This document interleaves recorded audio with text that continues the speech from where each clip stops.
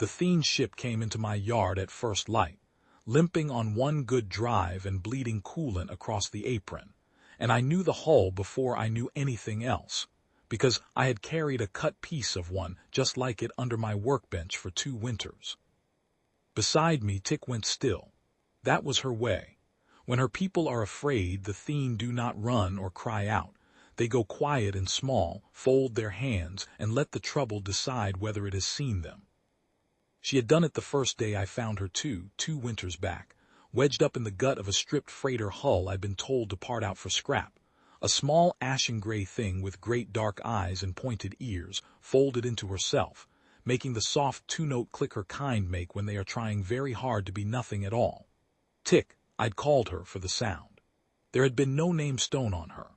Among the Fiend I would learn that is the same as having no name at all. I had hidden her because the alternative was the way station registry, and the registry meant a transfer office, and a lone displaced Fiend miner with no kin mark on file went into that office and did not come out the same shape. So I put her in the back room behind the parts cage, and I fed her off my own plate, and when she stopped folding herself small every time my wrench dropped, I started handing her the light tools, and by the second winter she could find a hairline seam in a coolant line faster than I could. So when that ship came down trailing its guts, and Tick went still beside the bench, I already knew. I had known somewhere that a day with a ship in it would come. 3 of them stepped off onto the apron, ashen-gray and tall, travel-worn, and the oldest among them stopped dead when she saw the small one standing in my workshop door. She did not rush forward. She lowered herself slowly to the ground, the way you kneel to a thing you are afraid will bolt, and she made the 2-note click, soft, and waited. Tick clicked back once. The old one's hands came up to her own face, and stayed there a long while. Her name was Esh. She had been searching the scatter for 2 winters, yard by yard, wreck by wreck. Down the whole length of the line their convoy had broken across the night it was hit. I gathered the shape of it slowly through her hard frontier trade speak in my worse. A refugee column, not warriors, not royalty, just families running from a famine 2 systems back. A strike in the dark. The children scattered into whatever hold would hold them. They had counted Tick among the lost. They had not stopped looking. That I understood is a thing the Fiend do not do, stop looking. And then Esh did a thing I did not expect.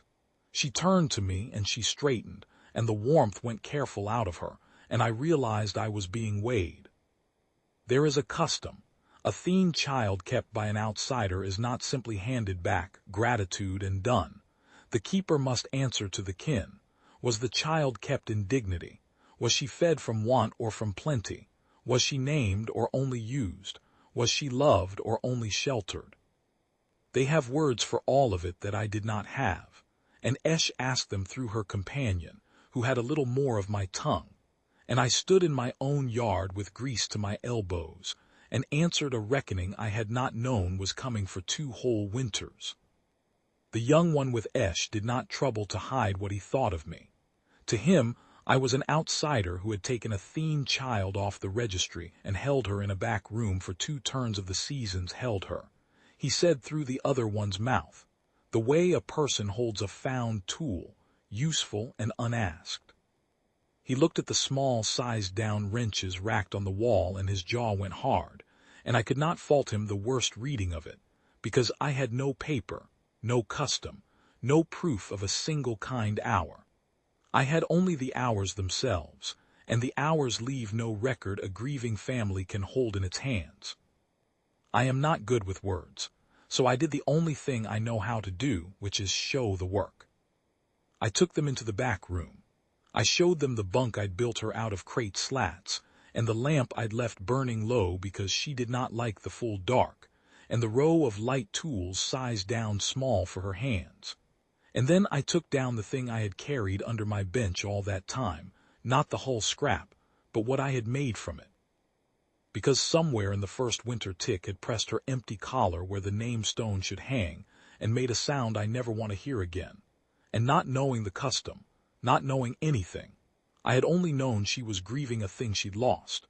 So I had taken a clean offcut of good brass, and I had sat up 3 nights filing it into a small, smooth bead, and I had hung it on a cord around her neck, and her clicking had come back the next day. I held it out on my palm, a homemade thing, a mechanic's guess at a sacred object she'd never seen. Esh looked at it for a long time. Then she reached into her own collar and drew out a stone, old, worn, gray, and she held it beside my brass bead, and she made a sound low in her chest, and I did not need the translation. The shapes did not match. Of course they didn't. But she closed Tick's small hand around the brass one, gently, and folded her own old stone in beside it, and I understood that whatever I had made the right thing for the wrong reasons, and the kin did not hold the wrongness against me. The reckoning, it turned out, I had passed, not because I knew their ways, because I hadn't and had tried to be kind anyway, blind for 2 winters, with no one watching and nothing owed. Then came the part there is no passing. Tick had a family. They had crossed half the broken line on a dying ship to find her, and I was a yard mechanic at a way station at the edge of nothing, who had hidden a child from the only registry the law gave her, and who had no claim to her at all except the one that doesn't survive being said out loud. I could have made it hard. The ship needed 2 days' work it couldn't get anywhere else for 100 light years, and I was the only set of hands at Senate Landing that could give it. For about an hour, fixing their drive, I let myself think about it. Then I looked through the open bay and saw Tick sitting in the dust with Esh, the old one's hand resting light on her head, the 2 of them clicking back and forth, soft, a conversation in a language I had kept her from for 2 winters without ever meaning to. You don't get to keep a thing just because keeping it is the part that doesn't break your heart. I fixed their ship right. I worked through both nights on it, the way I'd want a stranger to work on the ship carrying my own kid home, and I would not take their coin for it. Before they lifted, Esh came to me on the apron in the cold and pressed her old worn stone into my hand, her own, the one she'd carried searching all that way. Her companion gave me the words for it. By keeping the child, I had become kin to the child.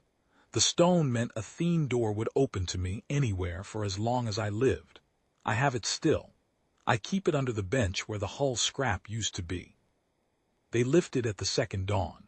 Tick was at the port the whole climb out, both small hands flat to the glass, the brass bead I'd filed for her swinging at her throat beside her grandmother's stone, and she made the 2-note click one last time, though there was no way through that hull and all that cold for me to hear it. I felt it anyway. I have felt it every quiet morning since. People at the landing ask sometimes how I let her go, like there was a version where I didn't. There wasn't. The only choice I ever had was whether to be the kind of door that opens or the kind that doesn't, and a long time ago, in the gut of a dead ship, a small gray girl made that choice for me by being there to be found. I run the yard the same as ever. I keep the lamp in the back room burning low. I tell myself it's for the next one. I know what it's for.